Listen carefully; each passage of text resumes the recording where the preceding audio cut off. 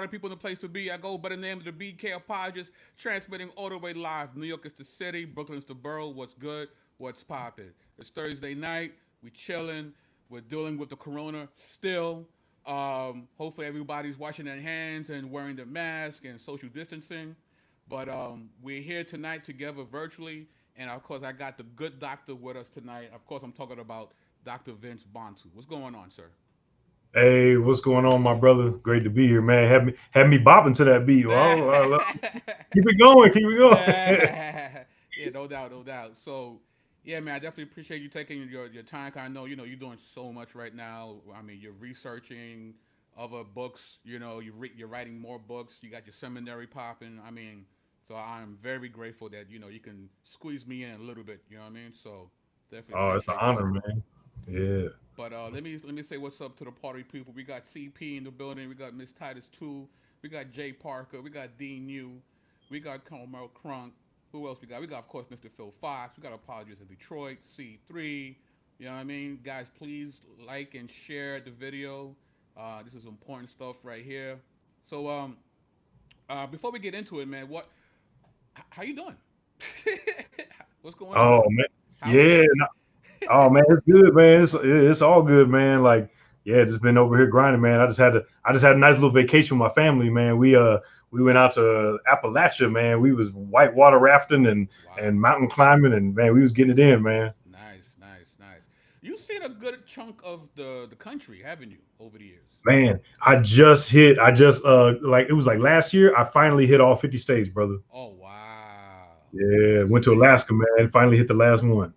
Wow, that's a book in itself. The black man travels throughout the country. Just seeing different. You know what I mean? That's I want a Man, percentage too if you make a book like that. So oh, yeah, I got you. they said I sound low. All right, hold up, hold up. Say I sound low.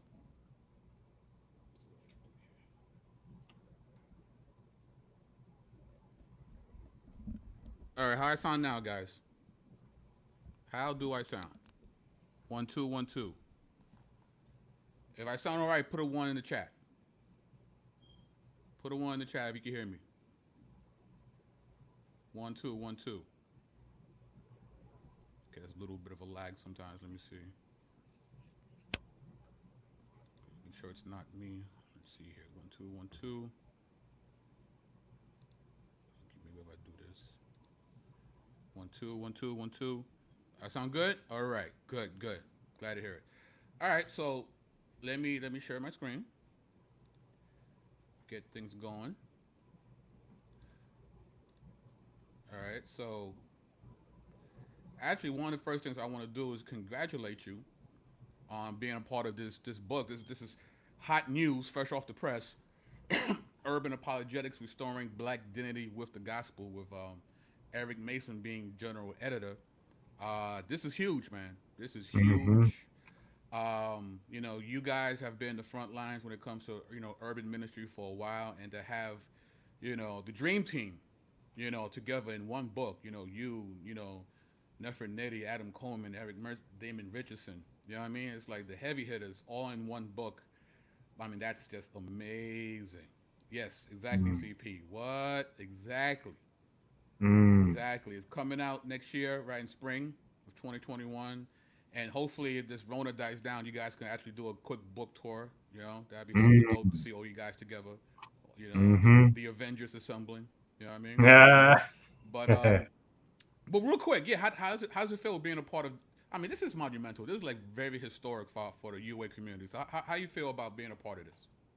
Oh man, I mean, with this book, it's just like it just keeps going. Man, it's funny, man. I mean, if I could just say real quick, man, Sure, like, sure. man, man, I came up in the hood, west side of St. Louis, and then the Lord opened up the doors for me to go to college, and I didn't think that was going to happen. And then He ended up calling me into academics, and I was just like, man, because I just got hit with this whole like urban apologetic. Like I was just hit with it, man. I was just burdened, and I always felt like it was just me. Like I just didn't think I was going to go to college, but when I first learned that Christianity was in Africa, like from day one, I was hooked from minute one. I still am, and I man, but it's crazy because going through grad school for 10 years. I was living, man, by myself. I was just like, man, broke. I was just studying, learning Ethiopian and Coptic all day. And, I didn't know who most people were. I wasn't in this community. And man, I always thought that like, this just must just be me. And so like, I'm interested in it, even if nobody else is. And so like, man, after now having graduated and coming out and teaching and writing all this kind of stuff, it's like I've now been, it's only been the last few years since I've met like yourself, like like you said, all the Avengers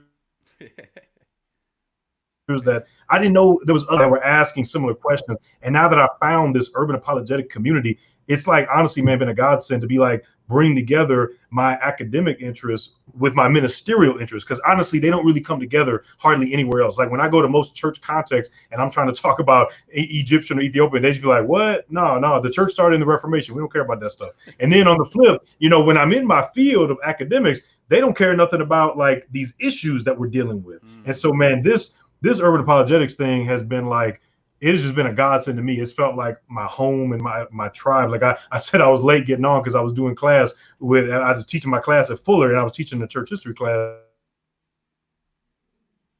online. And I lived in a denomination.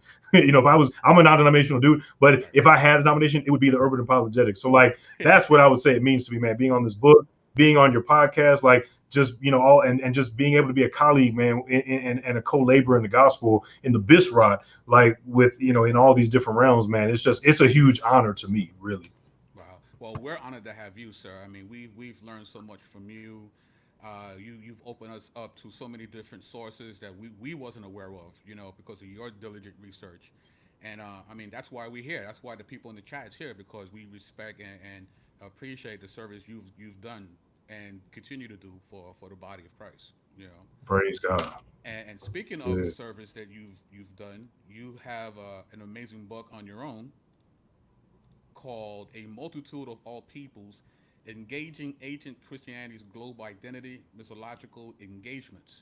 Can you talk to us a little bit about the book? I mean, you kind of gave us a reason why there is a book like this, but if you could just walk us through quickly why this was important for you to write.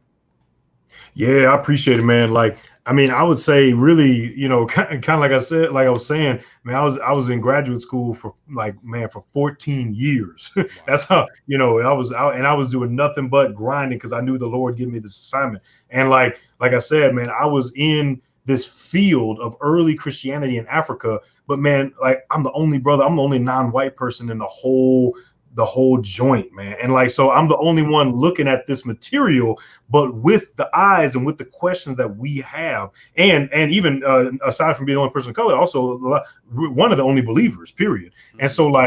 And so this book, man, is really like a blessing to be able to do because it brings together, I mean, it's even in this series on missiology. So it's asking questions about culture and identity, many of the same questions that we wrestle with in urban apologetics, like questions of identity and how identity and culture relate to faith and to the gospel. Like, but for me to look at it from my kind of, unique, like looking at it from early Christianity, like kind of lens, that's really what the book is about, is just trying to bring together the field of early Christianity with urban apologetics and missiology and sharing the gospel. And that's really, this was bubbling up in me, man, for all those years in graduate school. So it's a blessing, man, to see it out there. And yeah, really what it does, man, in terms of the outline, it's mainly doing two things for the most part. The first one is, we all know that this idea is very alive, that Christianity is the white man's religion. We know it's not true. We know it's a lie. We know that is the exact opposite of what the gospel teaches, that is for all people, and it's literally a multitude of all peoples. But we know that the lie is very real and very prevalent. So the first part of the book, we all know that it's there, but my attempt at contributing to the conversation as a historian is to look at, how did that develop, right? How did we get here? Because, the gospel started with a brown-skinned Palestinian Jew named Jesus who spoke Aramaic and who could blend in Egypt, right? And all of the earliest Christians were all of that same Hebrew culture. And the gospel in Acts 2 included every tribe, nation, and tongue, and was not associated with any particular culture, but it was a multitude of all peoples. So how did we get from that very multicultural beginning that we see in the Bible? And how did we get to like pictures of white Jesus looking like Thor and that being normal, right? And like, how did we get to it being perceived as this white man's religion? That's what the first part of the book, the first part of the book really tries to look at it, because oftentimes we will, especially as Black and brown people in the US, we will often look at everything through the lens of the last few hundred years. We will often start at slavery, and we often think that like white folks just got it in their minds one day to get in some boats and go to Africa and come over to the Americas and, you know, build a country on stolen land by stolen people. But like they just got that idea in the 1492, like, and it just came out of nowhere. So what the first part of the book tries to do is tries to fill in that gap of like, how did we get from a multi-ethnic church in the beginning of the church to this colonizing white supremacist experience that built the Western world in the 1400s. That's what the first part of the book does, is to show how did it get to that point of seeing it as a white man's religion. And it shows, it kind of takes you a narrative of how progressively the Roman and then the European world basically just hijacked Christianity and called it their own, remade it in their own image, and refashioned it to become a mechanism of oppression and colonialism and assimilation. And so that's really what the first part. But the second part of the book is the bulk of it, and that's really the more important part. And the second part of the book let's look at the other side of the story. And so let's look at how did Christianity develop in other parts of the world, in Africa and in the Middle East and in Asia, because those are the stories that we usually don't hear about. Those are the stories that we don't know as much about. And so that's really the most important part, is like telling that untold and that suppressed history that most of us don't hear about. Right, absolutely. And one of those suppressed histories that me and you actually had just to talk about first time you was on the platform was Nubian Christianity, right? So what we're going to do today is look at Ethiopian Christianity, which is one of the chapters in this book. And once again, guys, this book is amazing. If you haven't gotten it yet, please get it. A Multitude for All Peoples, Engaging Ancient Christianity's Global Identity. D New, can you put the link back in the chat? Because I see that my man here, he wants to know where can I buy this book right now. That's what I'm talking about. So if D New or one of the mods, if you guys could put that link so we could help my man get that book real quick. So with that being said, let's go to this. This is one of the things you mentioned at first in the chapter. You say the inhabitants of Ethiopia during the millennium preceding Christian times had a complicated connection to a South Arabian ethnic group called the Sabaeans. It was long accepted that the ancient Ethiopians were descended from an Arabian ethnic group called the Habasha, later Abyssinia, who migrated across the Red Sea.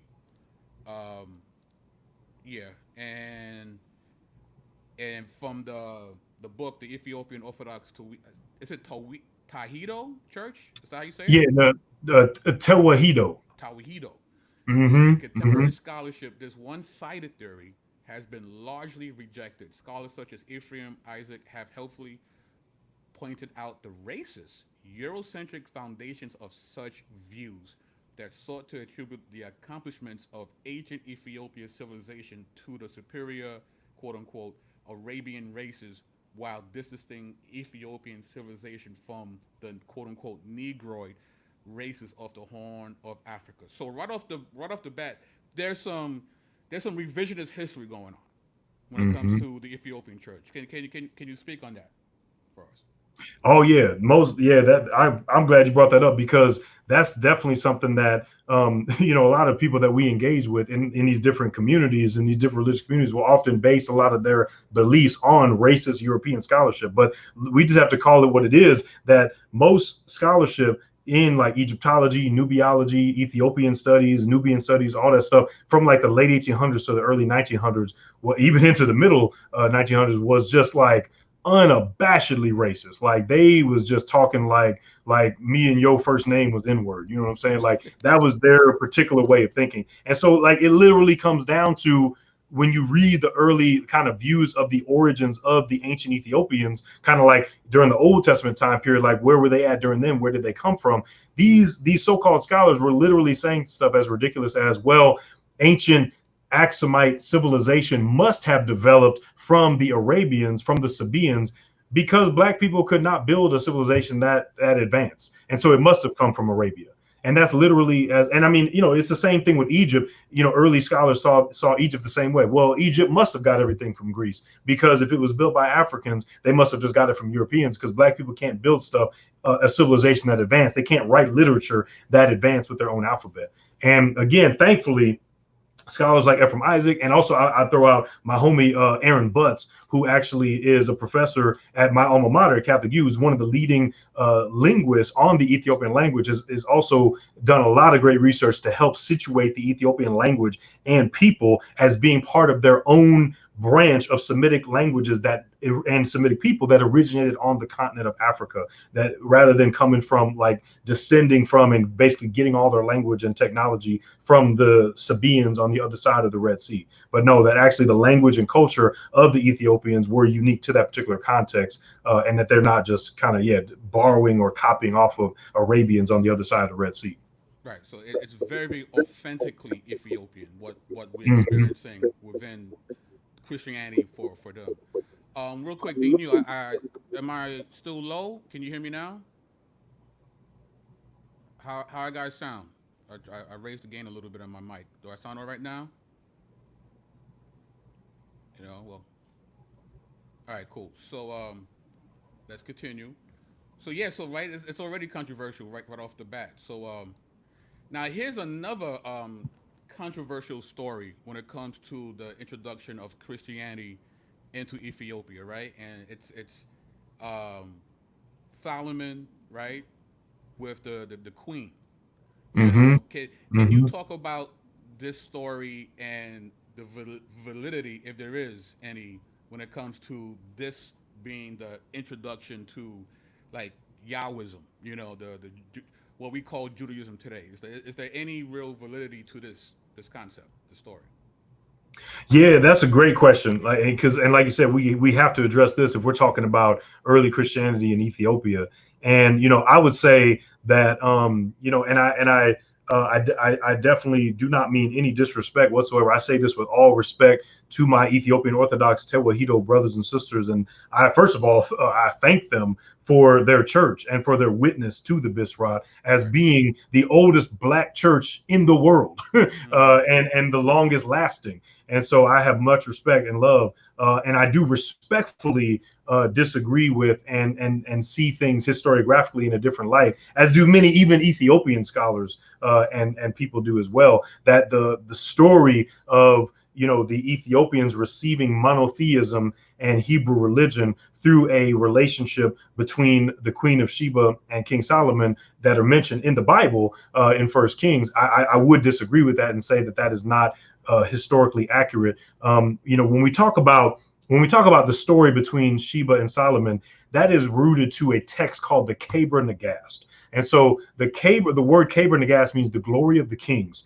And the Keber Nagast is actually one of the first texts ever written in original text written in the Ethiopian language. Earlier on in the early church in Ethiopia, a lot of the literature was translated from Coptic and from Greek and from Hebrew and Syriac and other languages. But it wasn't actually until much later in the 13th century that Ethiopia began to develop their own original literature, that they began to write theology and novels and stories and even philosophy. Our boy Adam Coleman, True ID, is hip on that. That even Ethiopia produced some of the earliest African philosophers.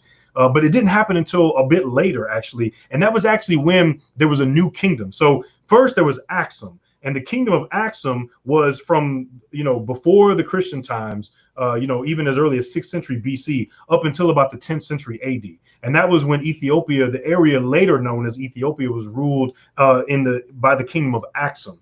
And during the time of Axum, there does not seem to be any indication that there was any Hebrew or Jewish connection between the Ethiopian people and Israel. And this story of Solomon and Sheba being together did not exist for 1,000 years. Ethiopia, I know we'll get to this in a minute, but Ethiopia became Christian in the 300s, in the 4th century. And from that time until the 13th or 14th century, when the Keber Nagast was written, for 1,000 years, that Ethiopia Ethiopia was a Christian nation. Nobody ever said that. Nobody, there's no evidence of any Ethiopian Christians saying or believing that they were descendants from Solomon. That started in the 14th century AD. So over 2,000 years after King Solomon would have ever lived was when that story was written. And that was also during the time that Ethiopia had just reinvented itself. The kingdom of Axum had fallen actually to a Jewish queen named Judith, who actually conquered Axum and destroyed it. And then in the 1200s, there was a new kingdom called the Zagwe dynasty, and then they were overthrown by the Solomonic dynasty that was known as the Solomonic dynasty, that actually is still in a certain form exists today and ruled over Ethiopia up until the communist overthrow in the 1970s. Wow. That the ruling dynasty of Ethiopia was the House of Solomon that claimed to be descended from the king himself.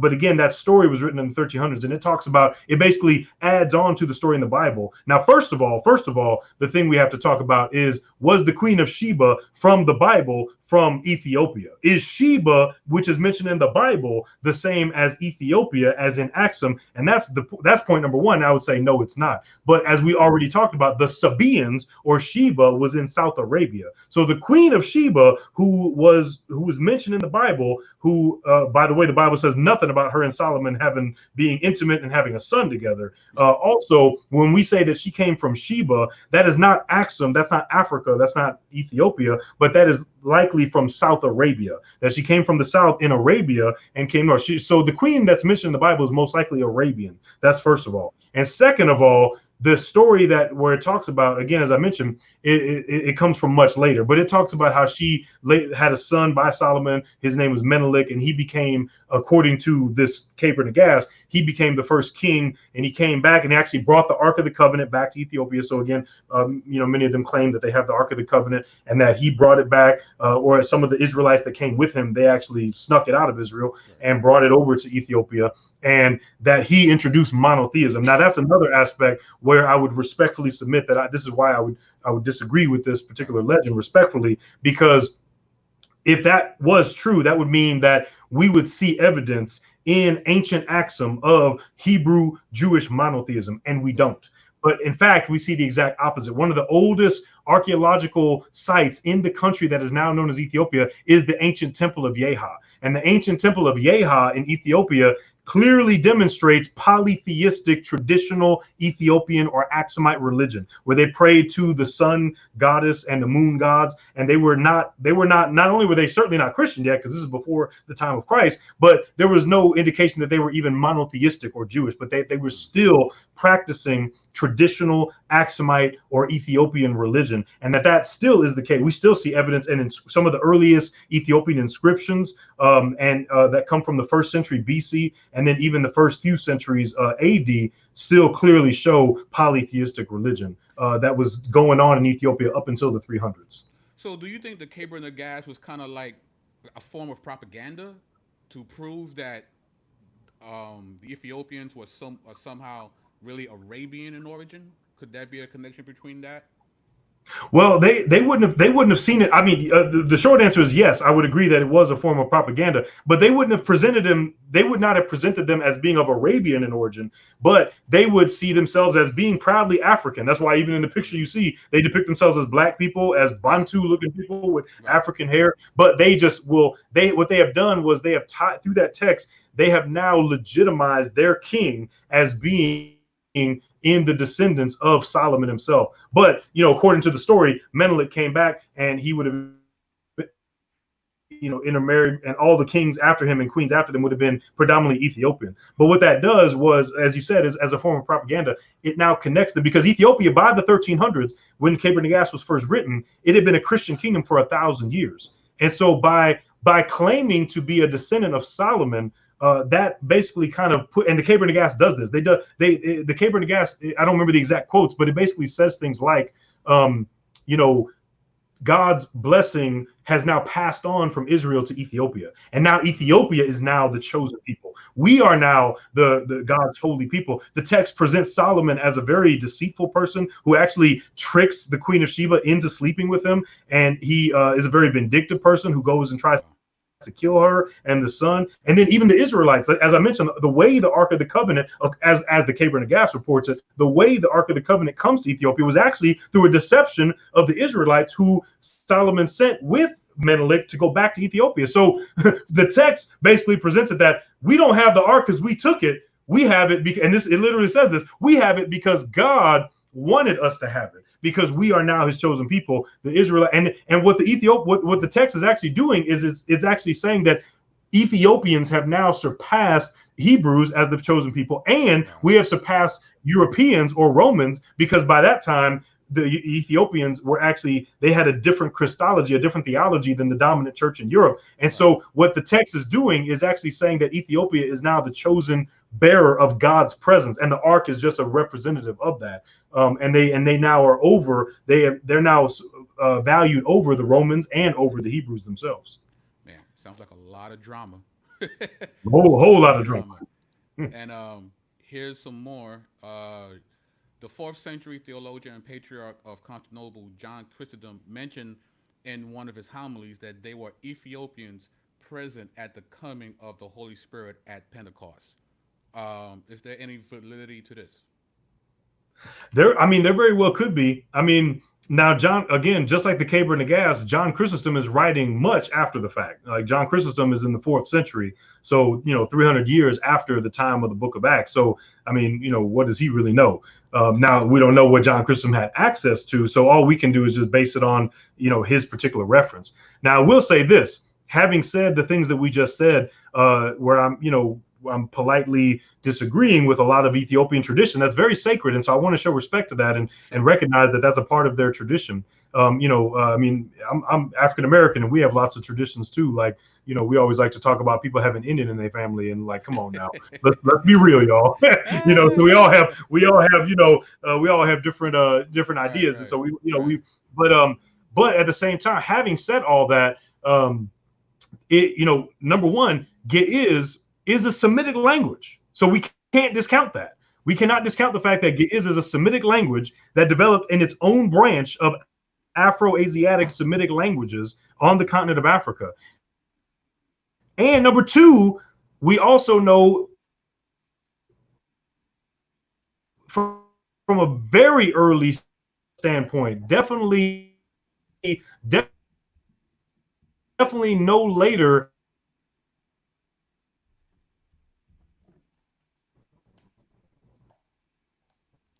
Oh, are we still live? Are we still good? You're back in. Go ahead. Oh, you froze again.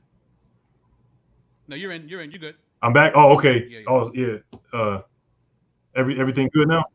Yeah. You just oh, okay. Yeah. So when we take into account those two things, that like it is a Semitic language, number one, so it's related to Arabic, Aramaic, Syriac, all that, Hebrew.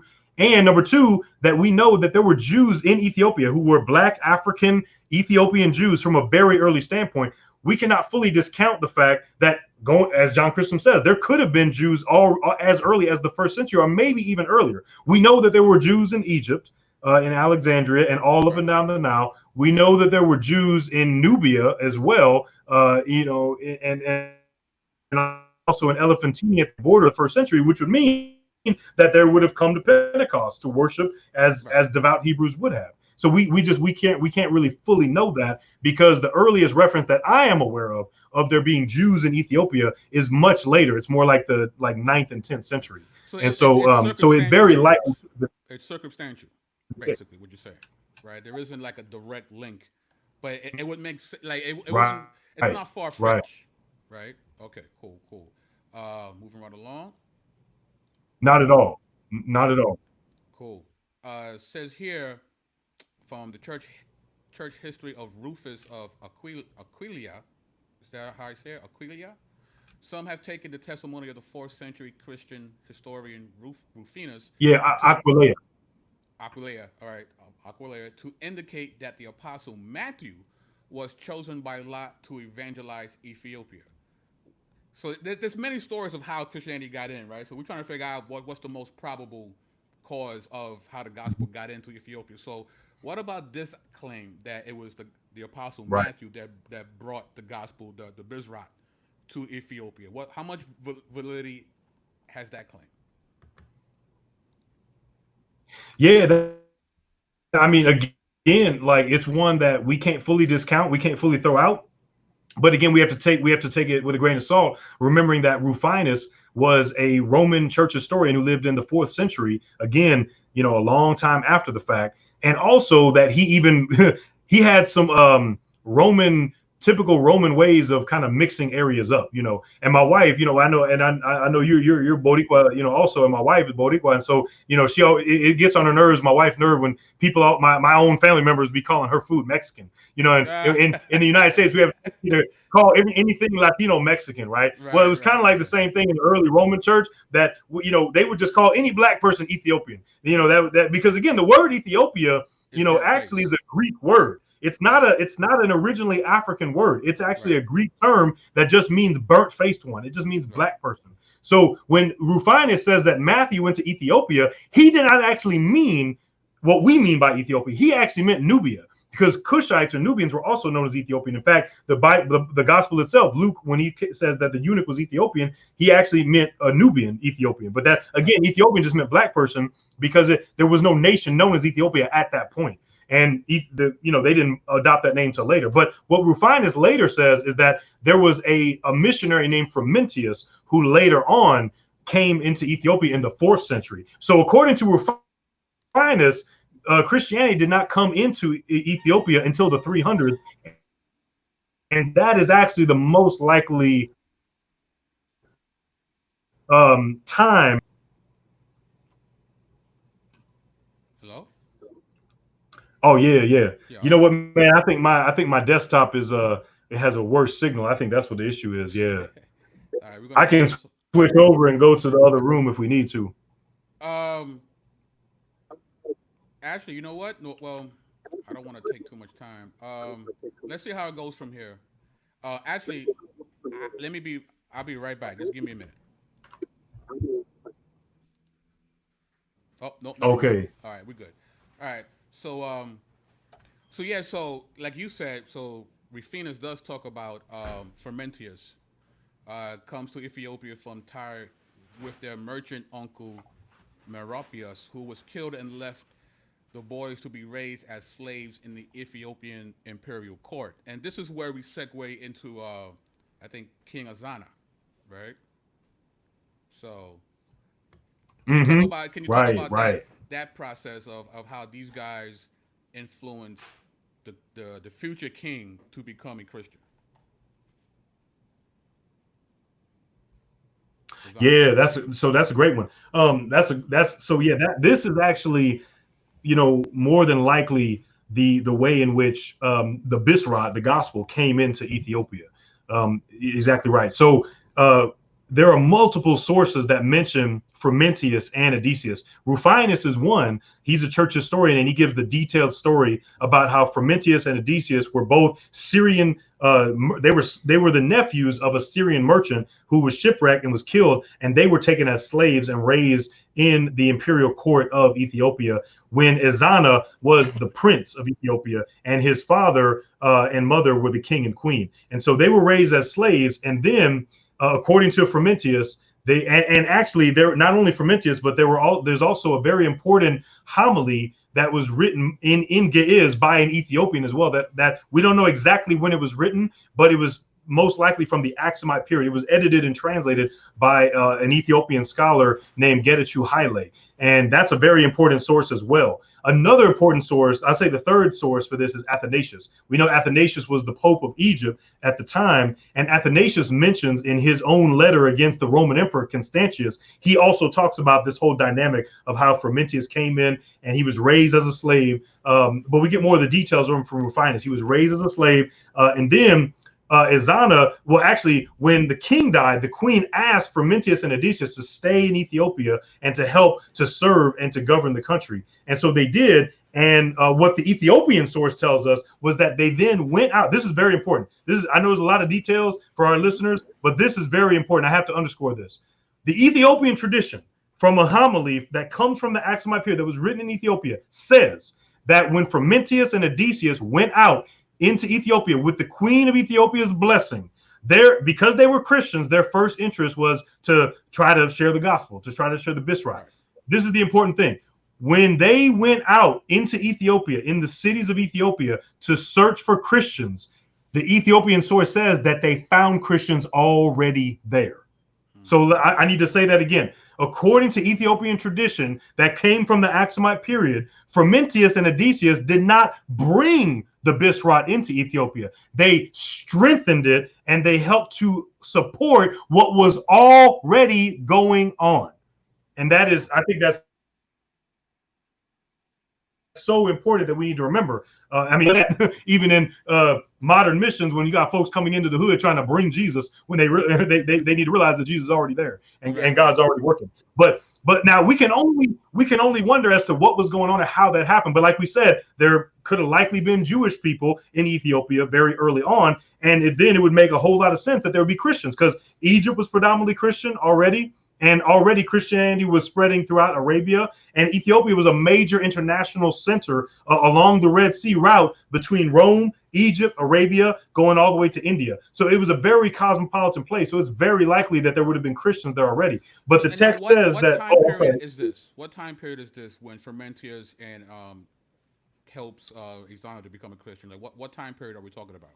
That's the 300s. Yeah. So Ezana was king in the early 300s. And this is another important point that we have to underscore. At the same time, when Ezana, so the text says Frumentius, and also the Ge'ez homily says that Frumentius also shared the gospel with Ezana, that Ezana became a Christian, and that when Ezana became king, he allowed Frumentius and Odysseus to leave and gave them their freedom. They went, but Frumentius, it says that Frumentius went to Egypt to Athanasius because he wanted to come back and continue to help to support the growth of the church in Ethiopia. And so Athanasius, who was the Pope of Egypt, allowed him to go into, and he became the first bishop of Ethiopia. So even tradition today, Ethiopian church tradition today, still holds Frumentius to be the first Abuna, or the first father of the Ethiopian church, who brought in the sacraments and tradition. And that was how Ethiopia became linked with Egypt from a very early standpoint, was through, and Athanasius also mentions this. But here's the other important thing that we have to underscore, especially when we're doing urban apologetics, because we know how much people love to talk about Constantine, and they love to talk about, everything came from Constantine, and the Romans, they started everything, and it all comes from Rome. Get why this is so important. The conversion of Ethiopia as a country, one of the first Christian countries, period, and certainly the first Black Christian country, and still a predominantly Christian country today, and is also the only Black country to never be colonized. Get this.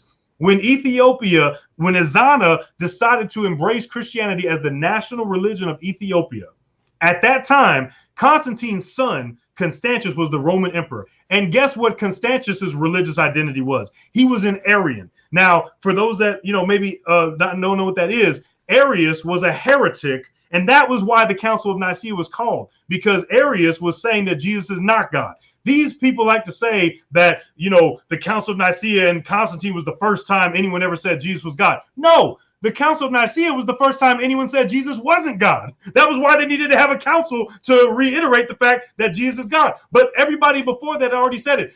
Irenaeus already said it. Tertullian already said it. Justin Martyr already said it. Jesus himself said it when he calls himself the Son of Man. That's a way of saying that I'm God. When he says I am, that's him saying I'm God in a Hebrew way, right? So everybody already believed Jesus was God, but the 4th century was the first time that somebody said Jesus wasn't God, and that was Arius. Arius was an Egyptian bishop who taught that Jesus was not God, but that he was a created being under God the Father.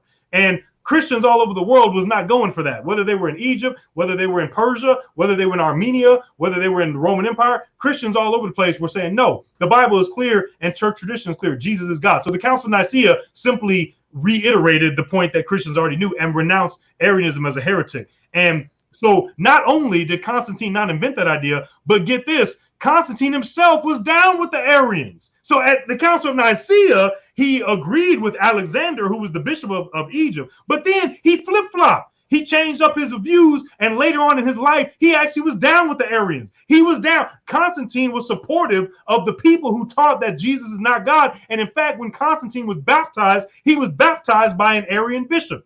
And then, get this. Now, by the time Ethiopia becoming Christian, Constantine's son was the emperor now, and this is in the 340s. And so Constantius was a devout Arian. Constantine Jr. was a devout Arian. He was trying to bring Arianism as the main religion of the Roman Empire. So this is like the belief that Jesus is not God. That was the dominant religion at the time of when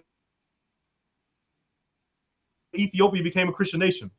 And again, Athanasius was writing, he wrote a treatise against Constantius, condemning him for his Arianism. And because of that, Athanasius was sent into exile. He wrote the letter while he was in exile.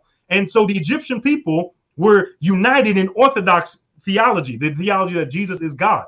And when the Ethiopians first became Christian, when the Ethiopian king first embraced Christianity as the religion of Ethiopia, they did so, and they embraced the orthodox theology of Egypt that was that Jesus is God. And they rejected the Roman attempt at imposing Arian theology. So I'm just going to summarize that real quick to say that at the time Christianity came into Ethiopia, the first black Christian country, at that time, the Roman European world was under heretical leadership. The Roman Empire was being led by a person who believed that Jesus was not God. And what Africans did, Egyptians and Ethiopians, they got together. They were persecuted for it by who? By white people. Africans were persecuted by white people for believing that Jesus is God. And they were united in that belief. And so anyway, I'm sorry, I had to just dope. Thank you, bro. No, please go in. I've heard you say this before, and I think it was when you was talking with Adam, I thought this was powerful too, because the claim is, when at least it comes to American Christianity and how it was the slave master who imposed the quote unquote the gospel to the Africans, right? But we see here, right, in the 300s, Frumentius, who was a slave, is the one who's bringing the gospel to the African, right? So it's like that's amazing. That's powerful. It was slaves who brought the gospel in. Right? So, that's right.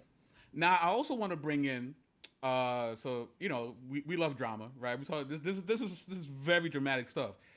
At your debate, right, with Jabari, right, his elder Baba Heru inferred that there was an improper relationship between Frumentius and Ezana.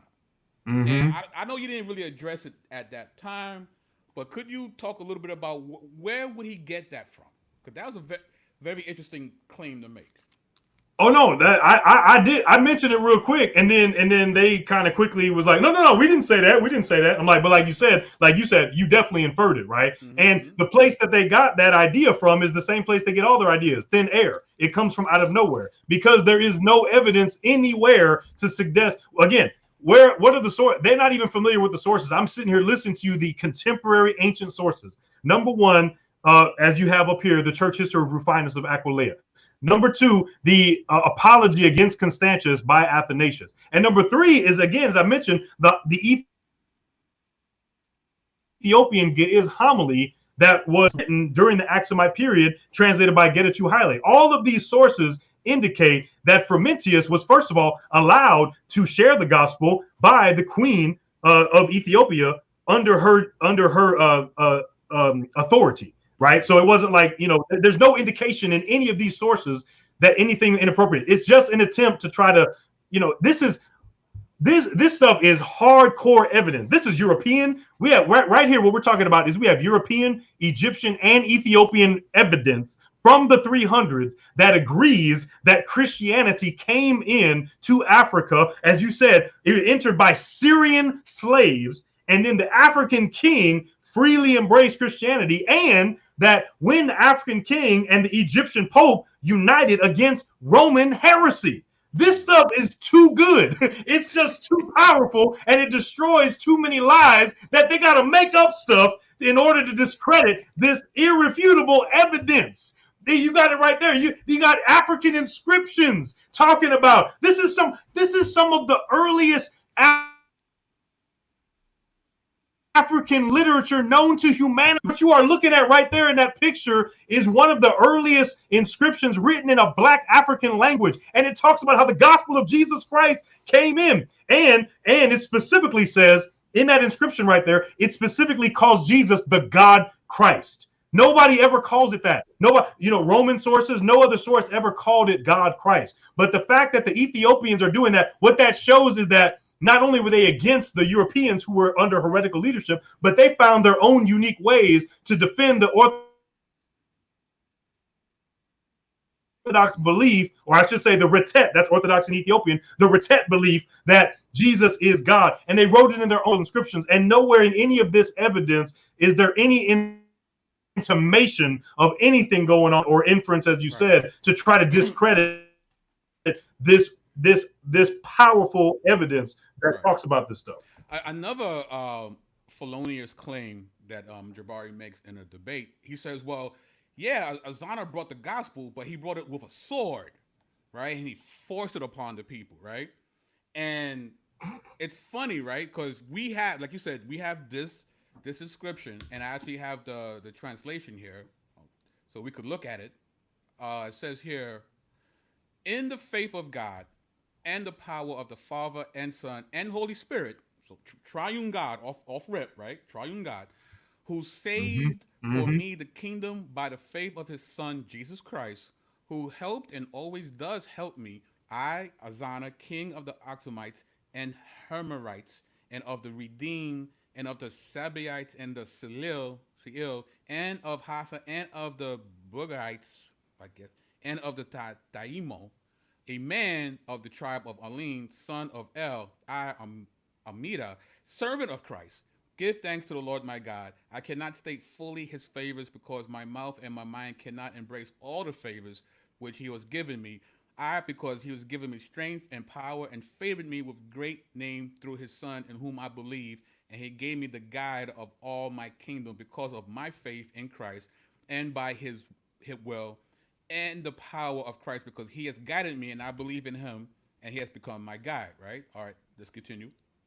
I went out to make war on the Nubians because they had cried out against them, the Mongurto, the Hassa, the Atiditai, the Baratai, saying that the Nubians have ground us down.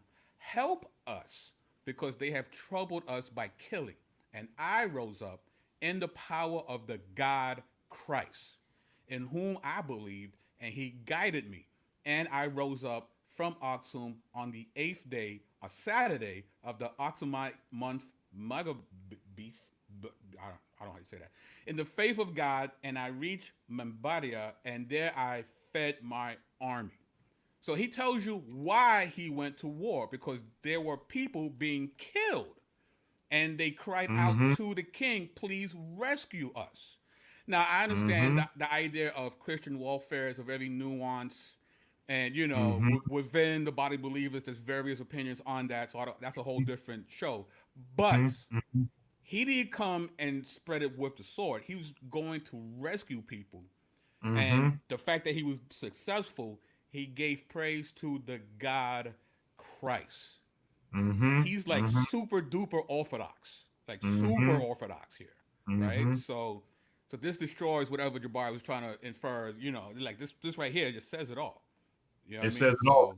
And again, I think this, like you said, this says it all. Because of, like you said, the point that it's defending, he's defending other African nations here, and also that is super orthodox, even saying God Christ. But then also, again, if we throw in the Ge'ez homily, which also gives us more background about what was going on, again, the other point that also puts it to bed is that Ezana was not the beginning of Christianity in Ethiopia. Right. There were already Christians there. So that also puts it to bed. So speaking of that too, and I know you'll be guesstimating, but since there was already Christians there prior to Ezana's conversion, in your expertise, what would you say? How early do you think the gospel was in Ethiopia then? I mean, I think I don't think we can fully ever really know until we get to glory, but I think that it very well could have been from the beginning, right? Because we know that there were Jews most likely in Ethiopia already at the time of the New Testament. There were definitely Jews in Egypt and Nubia, and the Bible itself talks about Egyptians and Libyans, and it mentions a Nubian eunuch in Acts chapter 8. He wasn't Ethiopian, but he was from Cush, right? He was a eunuch of Kandake. So we already know that all throughout ancient Africa, there were Hebrews who had heard the Bisrat, the gospel, and believed and became Christians. And so it's very likely that from the beginning, it could have been in Ethiopia as well. But, it's really in the 4th century that we get all this hard evidence that we're talking about right here. But it could have, and like I said, the Ethiopian tradition that came from this time period says that Frumentius already found Christians. So all we can say with confidence based on that is that there were Christians even before Ezana. And how much before, we can't fully know, but it would not be impossible or improbable to think that it couldn't have been from the very beginning of the church as well. Because again, as I mentioned, Axum and Adulis, which is another major port city, which is in Korea, but at that time would have been part of Ethiopia or the Aksumite Empire, it was in the crossroads of the ancient world. There were so many different, for example, we also know that there were Christians in India no later than the 200s, than the 3rd century. We know that for a fact because of the Acts of Thomas. And it probably could have been earlier because they claim that Thomas came there. Now, in the same way, we don't know that, but we know for a fact that by the 200s, Christians were in India. Now, how did Christians end up in India? Because like many other places, there were Jews in southwestern India who were Indian, but also Jewish. And the gospel, the Bisrat, spread along Jewish roots in its earliest years. So Ethiopia is on the way to India and also Arabia. So it's extremely plausible that the Bisrat could have reached Ethiopia from the very beginning because of all the travel that was going on there.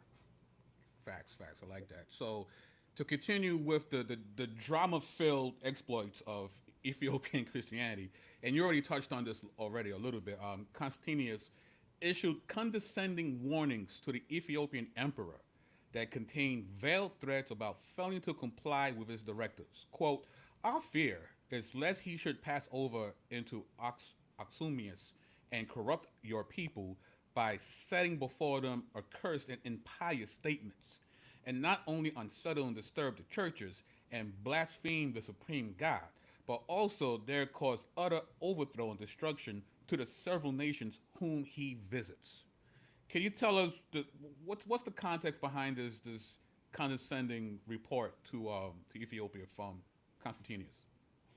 I'm so glad you brought this up, brother, because this is another piece of ancient evidence that puts to bed any of these conspiracies or theories and all that. Because what you just read, I'm gonna put it plain. What the Roman emperor right there just said was, you better make sure that the Ethiopians are Aryans like us. You better make sure that they do not believe Jesus is God.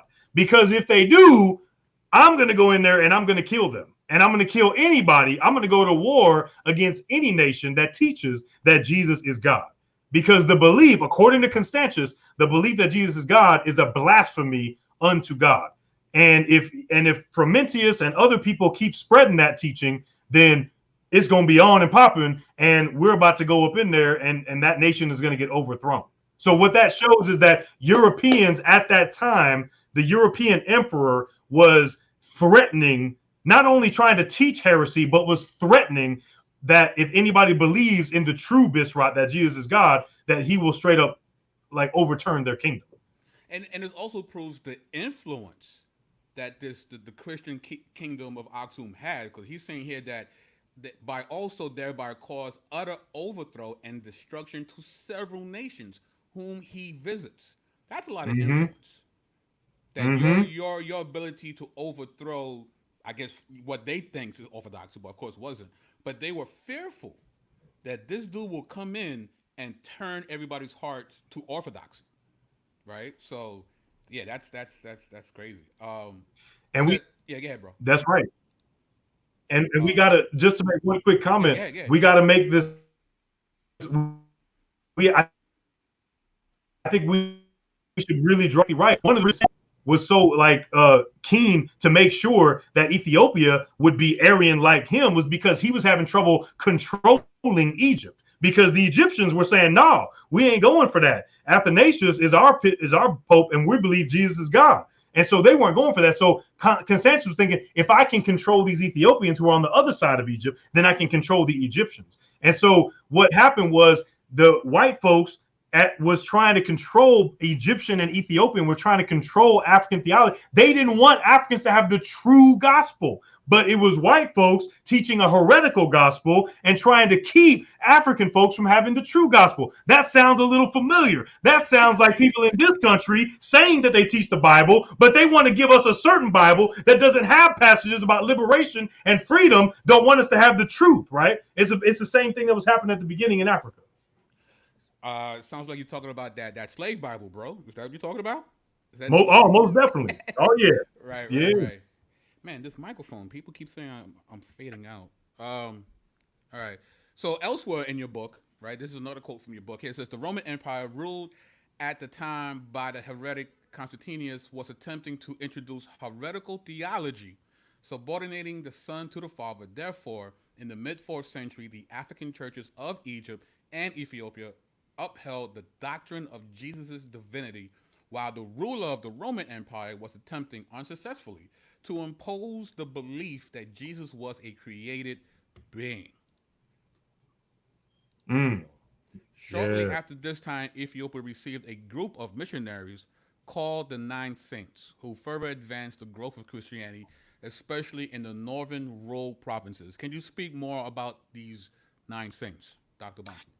Yeah, for sure. Like probably the most famous of them was Abba Garima. And if you've heard of the Garima Gospels, those are actually considered to be the oldest Ethiopian text ever written. And they're the gospel, the Bible translated into the Ethiopian language. And because what the Ethiopian tradition holds is that these 9 saints came from Syria and they came in the 500s. So this is like, 200 years after Ethiopia has been a Christian nation, but they came to help support what was going on, the gospel, the Bisrat movement in Ethiopia. They helped introduce monasticism, and a lot of different monasteries were started. In fact, several of them are even named after these 9 saints. Even today, these are still active monasteries, even today in Ethiopia.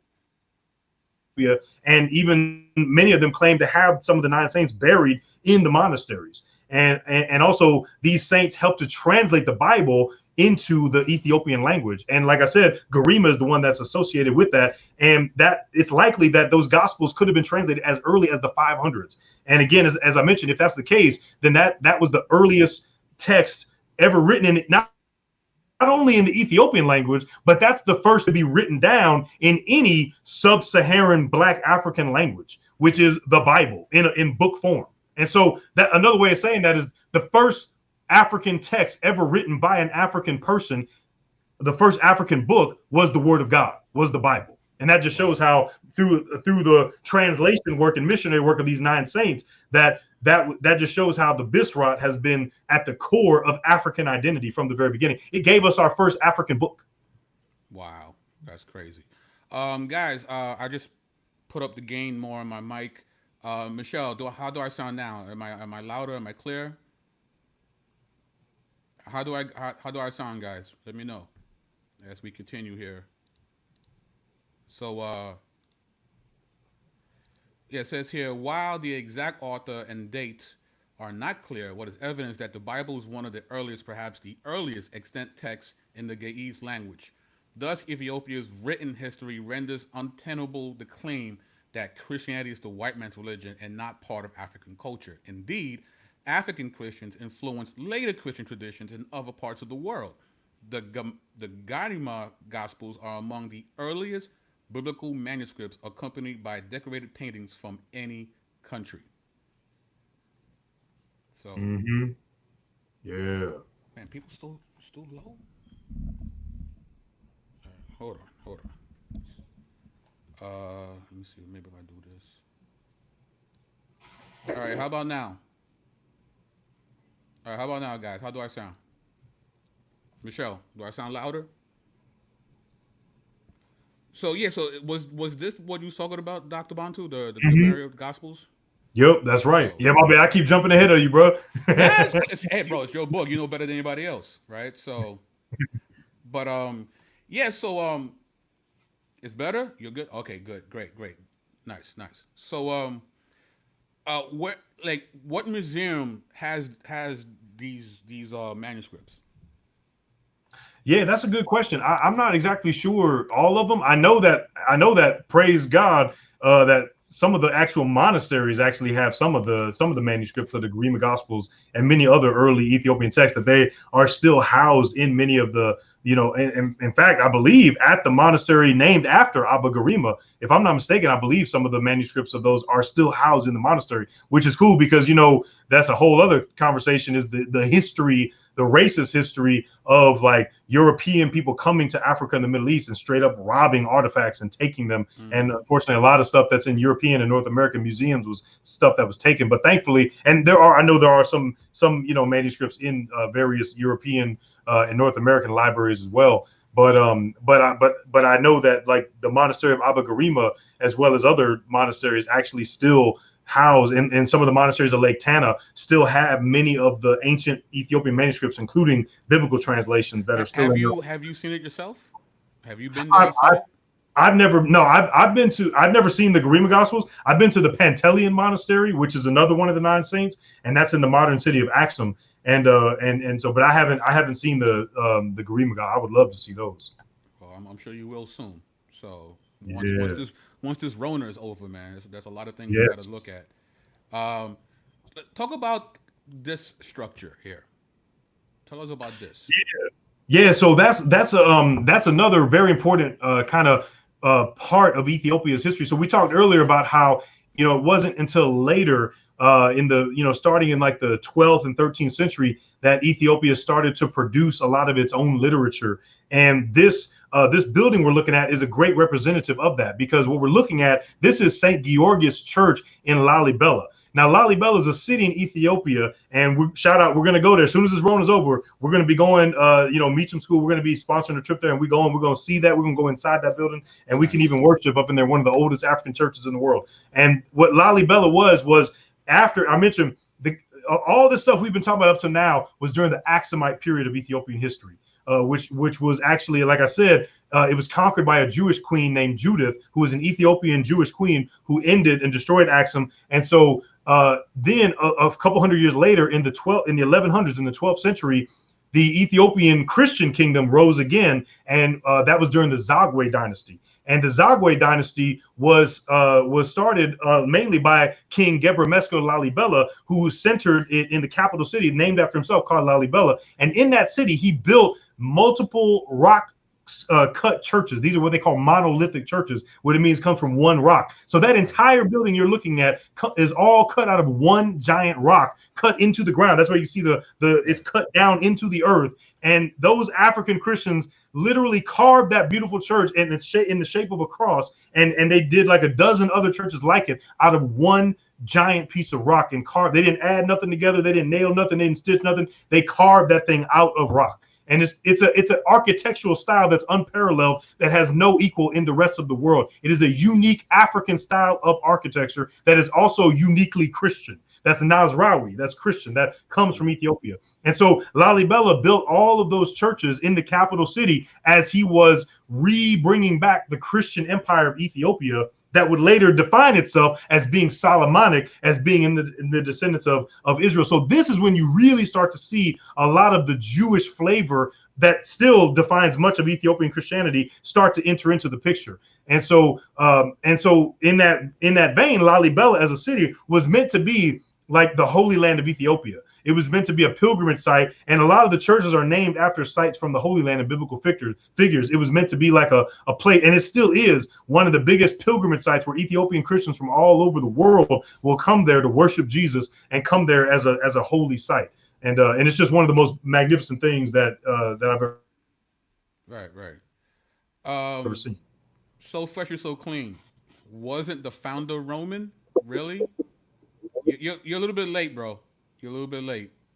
I don't want a doctor to have to reiterate, but you can see the beginning of the video, so you can see the origins of Ethiopian Christianity. But it definitely wasn't Roman. It definitely wasn't. Not Roman. at all. So it was African as all get out. Exactly. So let's talk about this guy right here, Zera Yacob. So what's mhm. his relation to Yeah, that's right. these buildings, if there is one? So yeah, so Zara Yacob would have come a little bit later. So those buildings were built by the Zagwe dynasty, Okay. and the Zagwes were actually overthrown by the Solomonic dynasty, and that's what like the whole Caber and the Gas is talking about. And so the Solomonic dynasty established itself in the 1300s, and it reigned until like I said until the 20th century. And Zara Yacob was the king of Ethiopia in the 1400s, so he would have been the king in the time of the Solomonic time, and he wouldn't have his capital city wouldn't have been there in Lalibela, but he actually went to Axum. And so he brought back Axum as a capital city, and that's where he had his imperial residence until actually he later founded a monastery called Debre Berhan, which means the mountain of light, because Zara Yacob says that he saw a bright light in the sky, and that's what inspired him to build a monastery and also where he continued to reside. And so Zara Yacob was the king of Ethiopia, and he's one of the most renowned kings in the history of Ethiopia. And not only was he the king, but he also was an author. He's one of the first authors that we have. Now I got to give a shout out to Georgius of Sagla, because he's another author and was a theologian who wrote even before Zara Yacob. But Zara Yacob came after. He's probably next to Georgius of Sagla. He's probably the second most important author who wrote multiple texts and treatises. His most famous was the Book of Light, the Masafa Berhan, and actually was just literally translating that book yesterday, and just sent it in on this new project I'm working on, which is actually meant to be a follow-up to this book that's out, where people can read primary text so that we can access a lot of these texts and this literature for ourselves. In fact, one of the texts included is that homily I keep talking about in Ge'ez that talks about the introduction of Christianity, of the Bisrat into Ethiopia. But also part of that includes, I actually just finished the Ethiopian text yesterday, so next week I'm getting ready to start on the copy. Be on the lookout for that. That's going to be University of California Press. It's going to be myself and like 10 other translators, leading scholars from around the world, translating early pre-colonial Christian texts from Chinese, Arabic, Egyptian, Armenian, Persian, all other, and going to all be in English so people can read these primary texts for themselves. And so, and he's included in that. I literally just finished it yesterday. But he's one of the most prominent kings in the history of Ethiopian history, and also one of the most prominent authors as well.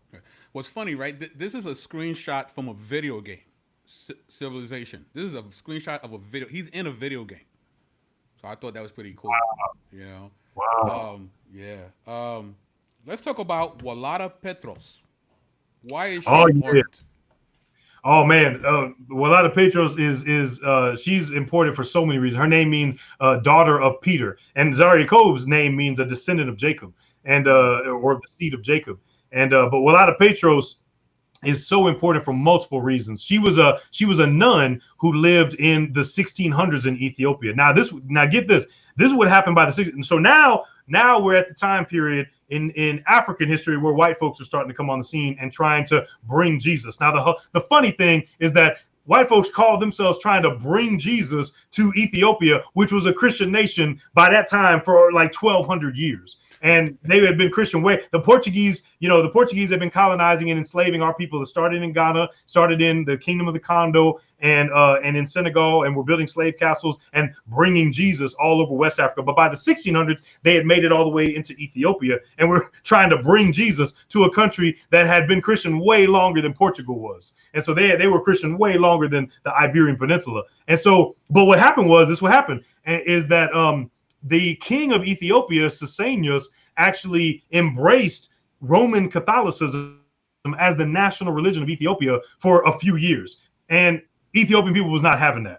They was not down with that, right? And Walatta Petros was one of the main freedom fighters and liberators who actually rejected Roman Catholicism. Now, we got to backtrack a little bit in the story, because one thing we didn't mention that I go into in the book that is so important, and this is another thing that we as believers really need to start getting more up on, is the Council of Chalcedon. We've got to start talking more about the Council of Chalcedon, which was in 451, and that was when European Christians said that Jesus is one person, hypostasis, but he's two different physis in one person. And that has been the doctrine that most, not only Roman Catholic, but also European Protestant, Methodist, Presbyterian, Baptist, Pentecostal, whatever churches have based themselves on. But the thing is, now the Ethiopian church, the Egyptian, the Syrian, they rejected that belief. They said, no, Jesus is one person and he has one nature, and his nature is both human and divine. So they divided over that. But what happened was a lot of it was language and differences of languages, because Ethiopian language, they have whole different words. They don't talk about hypostasis and physis. They talk about getsawe and they talk about helawe. They have totally different words that mean totally different things. And so understanding that, but that led to European Christians persecuting Egyptian and Syrian and Arabian Christians for many, many years. So even 1,000 years after that time, during the time of Walatta Petros, Ethiopians were still saying, no, we do not believe in the European creed. So this again puts to bed any belief that Christianity came from Europe, because Africa not only did it have its own Christianity before Europeans did, but when Europeans came on the scene, they developed their own Christology that said Jesus is one person and two physicists, and Africans were saying, no, we don't believe in that. We reject that belief. And so even though Sasanius was trying to give a top-down kind of imposition of Roman Catholicism, the Ethiopian people wasn't having it. And Walatta Petros led a movement of monastic people who rejected this. Our homie True ID, one of his main people, Zera Yacob, the philosopher. There was another Zera Yacob who lived at the same time as Walatta Petros, and he also rejected the European Christianity. And what happened was she was persecuted by the king of Ethiopia, and even her own husband, who embraced the European Christianity into hiding, and she started a monastic movement where men and women were following this particular African woman who led according to the original African theology. And what happened was, after she successfully resisted European Christianity, Sasanius' son Fasilides reversed that decision, and he re-embraced the original millennia-old Ethiopian tradition and rejected and expelled European Christianity out of Ethiopia, and then exonerated Walatta Petros as a hero. And she is still to this day one of the most prominent Ethiopian African saints, who is a woman. But another reason why this is so important. So, I mean, this is important for two reasons. Number one, that this shows that Africans rejected European Christianity. Get this. She even calls in her biography, she calls the religion of Europe the filthy faith of the Europeans, is how she literally calls it. She says, we don't want nothing to do. Oh, see, I got a hit again. I should have known you had it. She says that God has, and when she says God, she says the Ethiopian name for God, Egzi Abher. That means the Lord of the land. She says Egzi Abher has delivered us from the treacherous net of the Europeans, and now we are free again. We're free from the filthy faith of Europeans. And so you cannot say this stuff came from white folks. Africans had their own Christianity. They rejected the Christianity of white folks. They called it filthy, y'all. And so, but again, most of these black folks calling themselves believing in different religions, they base their beliefs off mostly white scholarship and white sources. This is an African source, y'all. The second thing I want to say is that this is so important, not only because of other reasons we say it, but also this is one of the first stories ever written about a black woman in history. In human history, was one of the first, and you can read the whole thing translated. I got it right here. You can read the whole story in English, translated by Wendy Belcher, who's a scholar at Princeton, and you can read the entire story of Walatta Petros in English translation right here. That is one of the first biographies written about a black African woman in human history, and it just so happens to be a nun who was an anti-colonial, decolonial freedom fighter who also rejected European Christianity and embraced the African version of Christian teachings. Wow. So she was a freedom fighter in a sense. She was revolutionary. Most definitely. So she led a spiritual coup d'etat, right? Mm-hmm. Because against her own husband. Mm-hmm. Right? That's crazy. Against her own husband. And another thing we could connect this to today is, we got a lot of people, especially with our wonderful, president and all that kind of stuff, and with, evangelicals supporting him and all that. We got a whole lot of black and other Christians of color who are, and even white Christians who are like saying, man, I don't know if I can really associate with evangelical anymore. And you got a lot of black folks. There's like what they call the quiet exodus of a lot of black folks leaving white churches because of their failure to support freedom movements now, and to talk, they say, don't worry about police brutality and mass incarceration and gentrification and poverty. Don't worry about this stuff. Just focus on the gospel. But bro, that is the gospel. Yes, because guess what? Amos 5 says, I'm tired of your religious festivals. I'm tired. Your your prayers are a stench to me, because if you're oppressing the poor, you cannot say that you love Jesus, right? And so you got all these minorities who are actually leaving white churches because of their bankrupt theology that tries to strip justice out of the work of the gospel, when we know biblically that they're one and the same, right? And so he said, I came to preach good news to the poor. And so that I can relate that what Walatta Petros did to what's going on now. You got a lot of people who are saying, you know what, kind of like Frederick Douglass said, there's a big difference between the Christianity of Christ and the Christianity of this land. And I might have to, he said that if you love one, you can't be down with the other. And a lot of people of color are starting to come to that realization now. And I would say Walatta Petros was an African Christian that came to that realization 400 years ago, where she said, no, I'm not down with, there were people trying to embrace a European Christianity. She said, no, we ain't down with that filthy faith of the Europeans. Yeah, that's some harsh language to use. And I'm sure when you read it in the actual dialect, I'm sure it's actually even more rougher. I'm sure they cleaned it up in the translation, right? So that's crazy. But again, that's why we need to know these historical people and events, because as things change, things tend to stay the same, right? So it's like, this is not new. Of course, the Bible says that. It's nothing new under the sun, right? These ideas of rebelling against a dominant culture that wants to water down or even destroy orthodoxy. Like that idea is very much 2020 as it was the year 300, right? The same thing is still happening. We call it different words and different names, but it's still a dominant culture trying to destroy Orthodox Christianity, right? So, but man, that's amazing. What I want to do now, if it's all right with you, Doctor, we could take a couple of questions from the chat. Oh, for sure. So my man here is so fresh, so clean. Well, if you can quickly, can you repeat the difference between what she said versus the Catholic version? Now, I don't know what he means by the Catholic version of what she said. You think there's a Catholic version to that, or are you just talking about Catholic Christianity?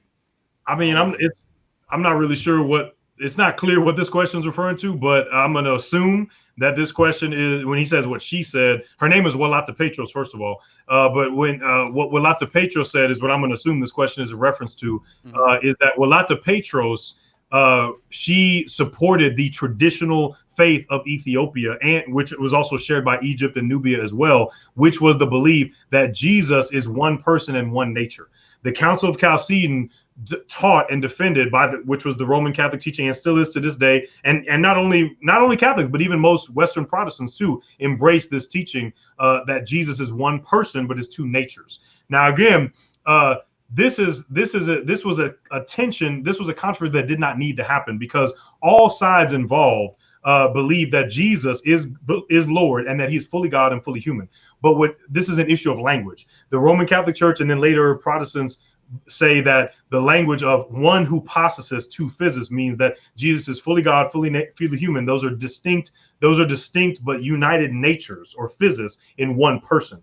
The Ethiopian church did not believe that. And again, neither did the Egyptian church, neither did the Syrian church, and they don't to this day. And so that is the main issue that keeps most Egyptian, Ethiopian, Syrian, and other Orthodox churches from Africa and from the Middle East separate from even Eastern European Orthodox or Roman Catholic or Protestant. That is the main issue, because they say, no, Jesus is one person and one nature. And even to this day, you have Western white Christians who disrespect these churches because they say that, oh, well, they don't really believe Jesus was fully human. They think he was only God. That is not true at all. If you read the writings of Timothy Elarus, if you read Severus of Antioch, you read Walatta Petros, if you read Zera Yacob, Georgius of Sagala, they are extremely clear that they believe Jesus is fully God and fully man. They believe in the Trinity. They believe in Orthodox or Retet theology. They just didn't articulate it the same way that the Europeans did. And they equally in turn misunderstood the European theology. And what they would say is, oh, well, you've turned the 3 into 4 by saying that there's 2 different natures. So they didn't understand each other because they had different languages. But what happens is when the Europeans had more money, more power, they had a military behind them, they were able to support and try to oppress the Africans with their own faith. And I go into that in the book about all the different ways in which they tried to enforce their theology. But that was what for a brief moment, the Ethiopian king attempted to embrace, which was the doctrine of the Catholic Church. And that's what Walatta Petros had basically just reaffirmed what Christians had already known for many years, and in Ethiopia, was that Jesus is one person and he has one nature. In fact, the official name, as we said earlier, the official name of the Ethiopian Orthodox Church is the Ethiopian Orthodox Tewahedo Church, and the word Tewahedo in Ge'ez means one. It means united, and that is in reference to their strong belief that Jesus is united in his person, fully God and fully human. Nice. So, I mean, I've also heard that there was some violence that occurred after the Council of Chalcedon. Is that true? Oh, most definitely. And that's what I was saying, that, we really need to start learning more about that in general. And I go into in my book, there was extreme violence where, again, and this was the beginning, and we're dealing with it now. We're dealing with it now with so-called white evangelical church that by and large supports this system of mass incarceration and this unjust policing structure that's killing our young men. And so in the same way, we had a church that was building up in the Roman Empire that was in support and had the backing of the military and the Roman government, and they were able to come into Egypt and come into Syria and literally enforce their belief. They straight up, it was Roman bishops and Roman monks went into African and Middle Eastern churches and monasteries and they had Roman soldiers behind them and said, y'all better say Jesus is one person in two natures. And the Africans and the Middle Eastern said, no, we not saying that. Jesus is one person in one nature. And then they said, okay, cut his head off. And then they cut the head off. And they said, y'all still want to say it? And they said, yup. We ready to die for our faith. So what was happening was white Christians massacring African and brown Christians starting in the 5th century, going up, and then that happened for 200 years. And then what happened was Islam came up, and then the Roman folks they left, they fled, and then most of those Christians in Egypt and Middle East became double minorities under Islamic control, and that's still the dynamic they're living with now. Wow, that's deep. God's Way Matters asks, Bantu, how can I learn more of ancient Africa and the Jews and their tribes' history? What sources would you suggest for me to get started? Yeah, that's a great question. Number one, I would say this book would be, I think, very helpful. Again, if you're talking about getting started, I would say this book is Multitude of All Peoples is helpful as an overall introduction to Christianity in Africa. I would also recommend, Fredo had it up earlier, but I would also recommend Ephraim Isaac's book, the Ethiopian Orthodox Church. I think that's especially important because understanding Ethiopian history helps us to understand and parse the difference between Africans in the ancient context who were Jewish and those that weren't. And Ephraim Isaac actually is himself. He's a scholar. He's actually the founder of African American Studies at Harvard University, but he's also an Ethiopian Jew himself. And so he, in the book, he helps to parse out the difference even in ancient context between the Ethiopians who were Jewish and those who weren't. And so that's also a helpful source. And then lastly, I will give a shout out to Meacham School of Hymenot. Definitely hit us up, www.meacham.org. Hit us up with classes because we're offering classes in Hebrew, in Ge'ez, and in this Hebrew and African history. So that would be another good opportunity. If Beatrice is still in the chat, if you could put the link to the school, that would be awesome if you could do that. So, Sister B. Yeah. Minister Malroy wants to know, how can we once and for all kill the notion that Christianity was stolen from Kemet? Yeah, that's a good question. I don't know that we'll be able to kill it for all until Jesus comes back. When he comes in his fullness, that it will be gone forever. But this side of glory, we're always going to have to deal with ridiculous ideas that people just make up and keep having to try to make up more things when we finish. But I think that the one and Fredo mentioned it earlier. Definitely shout out to first of all the entire ministry of Nephroniti. Shout out to her as well as Brother Marie, and follow their ministries because they give a lot of great info on how to combat these things. Also, Fredo mentioned the book that's coming out edited by Pastor Mason. That book is also going to be a great resource, but also, I also have a chapter included in that book where I specifically get into a lot of the information that I actually got into at the debate. So definitely check out the debate videos because there's a lot of information I present in those as well. Also, Fredo and True Idea have also presented a lot of great videos breaking a lot of that stuff down. But check out the chapter. I would say also, as you read the chapter, as those are intros, read Egyptian sources. Read them because most Kemetic cats don't. They base their life on stuff and they don't even read their own sources. That's been my experience. Yeah.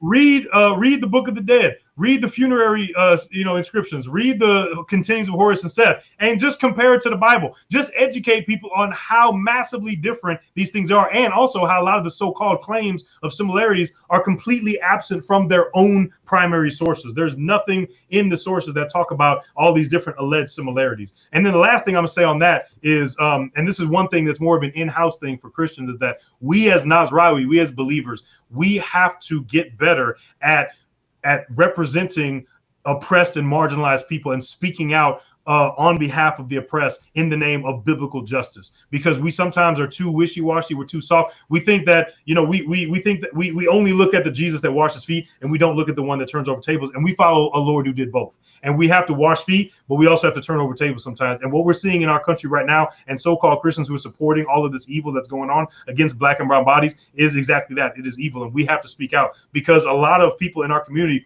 we as a church, have lost a lot of trust because we don't speak out. We just tell people, well, just get over it, just pray, just trust and believe, wait till the next life, whatever. We need to be on the front lines speaking out instead of trying to get in good with everybody around us. We need to speak out, of course, in love and of course in grace, but we need to do like Amos, like Jeremiah, like Isaiah, like Jesus, and we need to also reclaim the biblical art of prophetic engagement. Oh, here's a good question here. Why does the Hawido Church have more books than the traditional Bible? That's a great question. The Ethiopian Bible is actually the largest canon in all of Christendom, or all of the different churches in the world. That, different churches, different denominations have their own canon. Like even Roman Catholic and many Protestants will have different. I don't necessarily call myself a Protestant because that's a Western term. I call myself a Nazrawi. I'm a believer. I'm a follower of Yeshua.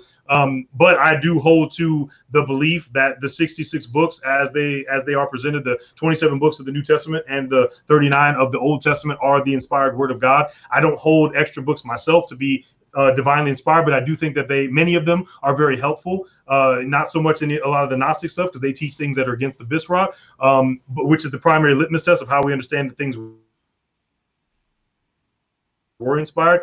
But also, kind of books or deuterocanonical books can be very helpful. Intertestamental books that fill in historical gaps, that can be helpful. But the Ethiopian, like many other churches, have more books because unlike myself and many other believers, and I don't consider this to be a salvation issue necessarily. So I'm not saying that people aren't saved. I just respectfully disagree with them. And my main litmus test is the fact that I'm looking at what Jesus and what Paul actually quoted in the Old Testament. And a lot of the books that are held as canonical are not quoted by our Lord and Savior himself, as recorded in the Gospels. That's my personal litmus test. But I don't hold them to be non-believers or anything. And so they have other books that don't teach things that are contrary to the Bisrot. They just are additional historical teachings. And even in the Ethiopian church in particular has books like Jubilees and like Enoch and others that only survive in the Ethiopian language. So it makes sense why they would be included in there and not necessarily in others as well.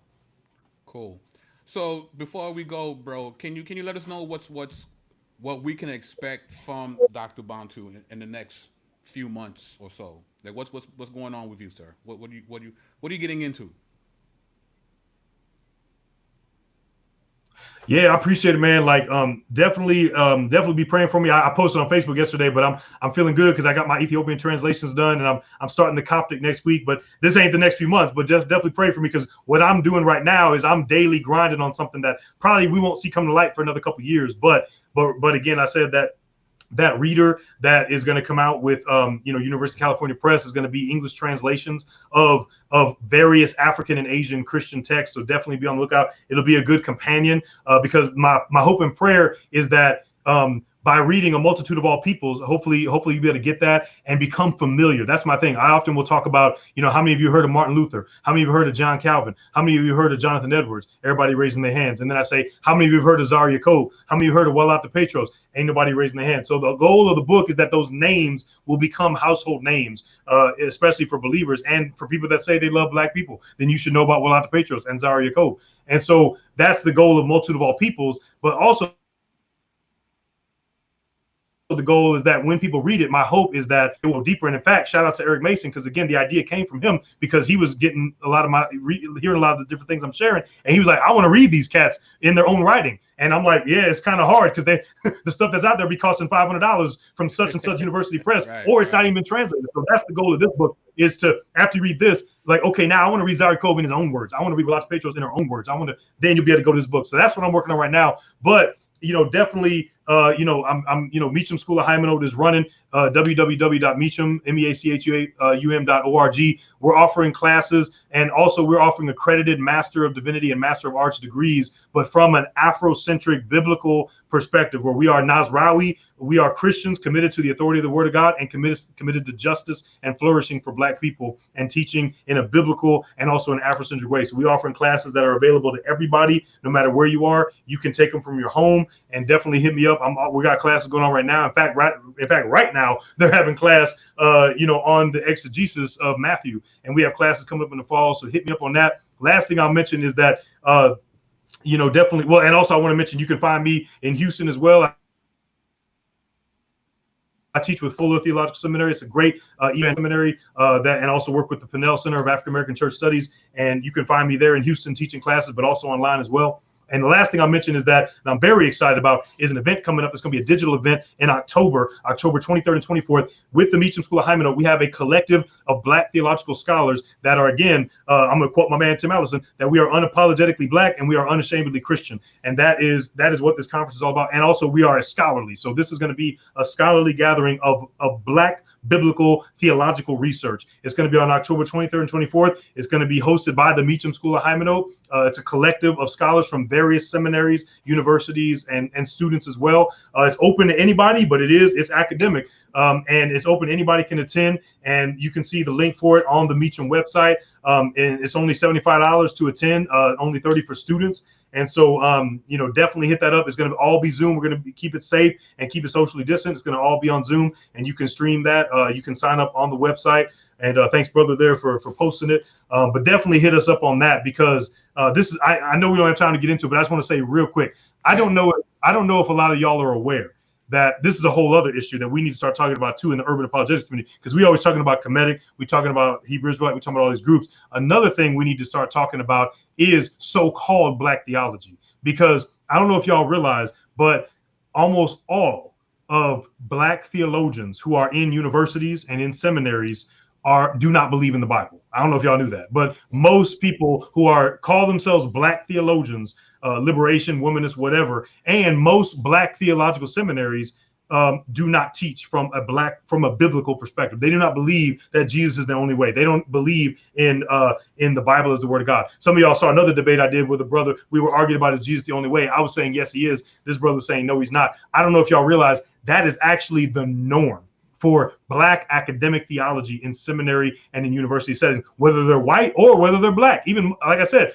Black seminaries. Meacham School is the only academic seminary in the country that is Black and is biblical. We're the only one. And so we're going to go in on that. And that is the reason why this particular conference. So this conference is going to be apologetic, but it's in a different venue that we don't usually talk about, because I'm just here to tell y'all, I'm just mentioning that right quick, because as a scholar, I mean, I'm with y'all on the streets, on the block, battling these different ideologies as well. But there's another battle that's in academia that I'm gonna need y'all to pray for me and join with me in, because again, in academia, there are a whole lot of Black folks that call themselves Black theologians, and they don't believe Jesus is the only way. They don't believe the Bible is the Word of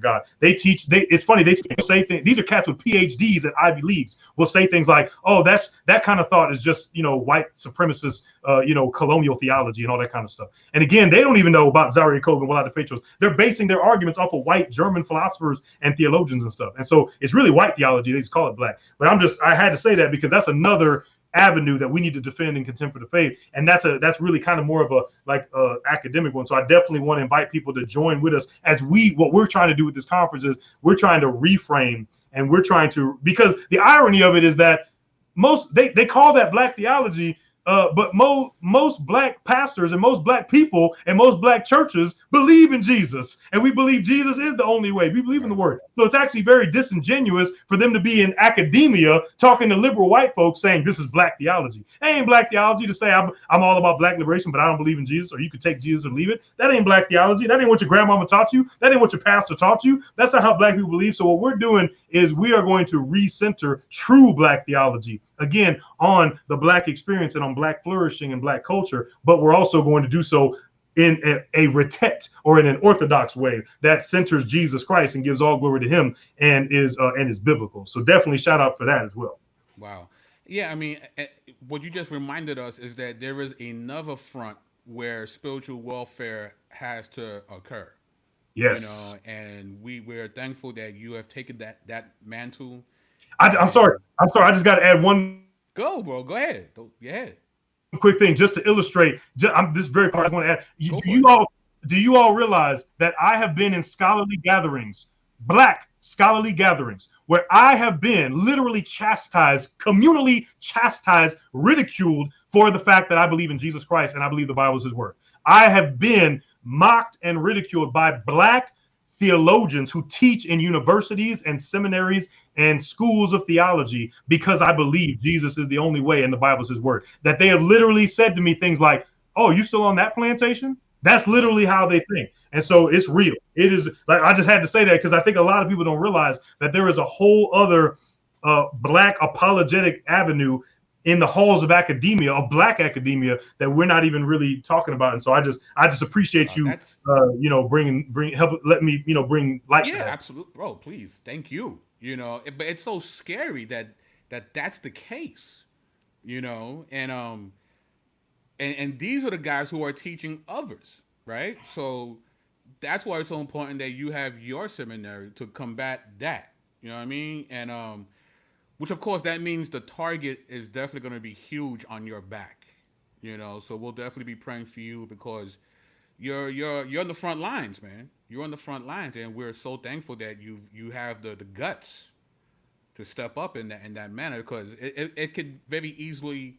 You could easily fold and just compromise to get a bigger bag too, because I'm sure you probably lost some money just even standing the way you've stood. You know what I mean? Mm-hmm. So I'm sure you got tons of stories like that. But wow, bro, that's I didn't even know that. I didn't know it was. I mean, I knew it was bad in seminary, in these seminaries, but I didn't know it was like from a black perspective. I didn't think that was the case. Like that's wow. I'm telling you, if you look up a black accredited academic black seminary, chances are almost all, if not all of their professors do not believe the Bible is the word of God and do not believe Jesus is the only way. And then if you look at black theologians at white schools, same thing. A person like myself, and it's glorious to God. I'm not trying to give props to myself, but like there's people like myself, Carl Ellis, Anthony Bradley, Christina Edmondson, Jabari. There's a few like Dennis Edwards, and actually a lot of them are going to be at this conference. There are a handful of black PhDs in Bible and theology and religion who actually believe in Jesus. We are like, for every one of us, there's 100 more that do not. We are so outnumbered. It's crazy. So you're the minority of the minorities, bruh. It's crazy. Bro, it's crazy. Do it. That's wild, bro. That's whew. Yeah, I think for a lot of us, we didn't know that, man. We did not know that at all. Like that's, man, that which makes us more thankful for people like you, Doctor. That you're willing to put this on your back. Because this could be stressful, So but again, right? History repeats itself. It's like you have these ancient African theologians in Ethiopia fighting against those who say they believe in the gospel but really are non-believers, right? So here we are again with these different schools, right? You have the school of Constantinople versus the school in Alexandria. Well, here we are again. We're right there. You know what I mean? So, oh man, that's whew.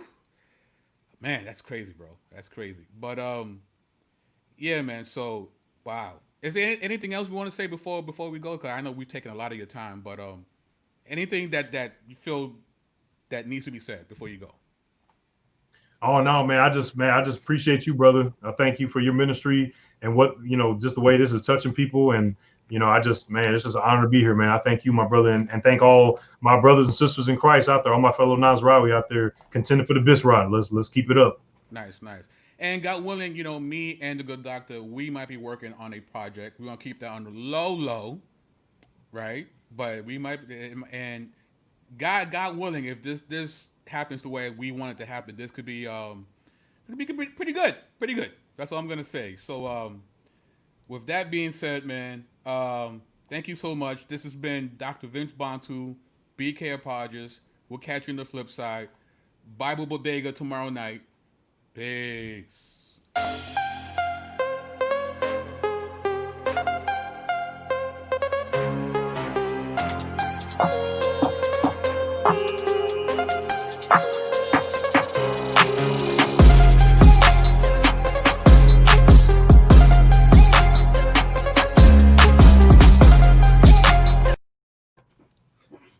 called me